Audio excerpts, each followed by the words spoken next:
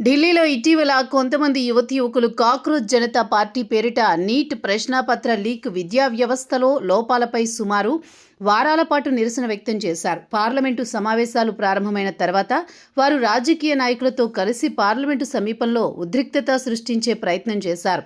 Social media reels ద్వారా ప్రభుత్వంపై తీవ్రమైన భాషలో విమర్శలు చేయడం, వ్యక్తిగత స్థాయిలో అసభ్య వ్యాఖ్యలు చేయడం కనిపించింది. వీరు తమను విద్యార్థులు జెన్జీగా అభివర్ణించుకున్నారు. ఇలాంటి వ్యక్తిగత అసభ్య విమర్శలపై తక్షణం కఠిన చర్యలు తీసుకుంటారని, పోలీసులు లేదా సైన్యం రంగంలోకి దిగుతారని కొందరు భావించారు. అయితే ప్రధాని మోదీ ప్రభుత్వం వ్యక్తిగత దూషణలను పట్టించుకోలేదు. దేశ భద్రత, సార్వభౌమత్వం వంటి అంశాలపై విమర్శలు వచ్చినప్పుడు మాత్రమే స్పందించే విధానం కనిపిస్తోంది.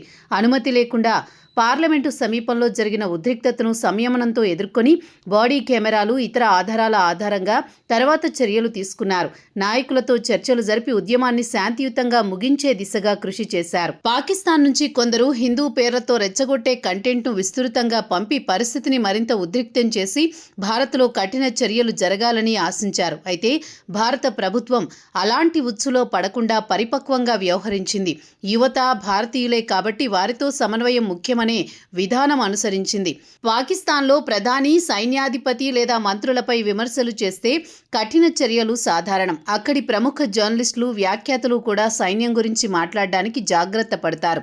విమర్శలకు బంధువులను లక్ష్యంగా చేసుకోవడం, శారీరక దాడులు వంటివి జరిగిన ఉదంతాలు ఉన్నాయి. దీని ఫలితంగా పాకిస్తాన్ జెన్జీ రోడ్డుపైకొచ్చి నిరసన వ్యక్తం చేసే సాహసం చూపదు. సైన్యం ఆధిపత్యం కారణంగా అక్కడ ఉద్యమాలు త్వరగా అణిచివేయబడతాయి.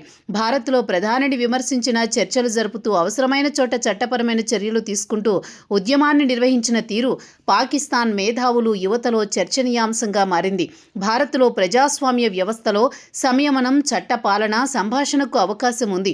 పాకిస్తాన్లో మాత్రం నిరసనకారులతో మాట్లాడే భాష కేవలం బలప్రయోగంగా మారుతోంది. దీనివల్ల అక్కడ జెన్జీ ఉద్యమాలు బలంగా రూపుదిద్దుకోవడం కష్టం.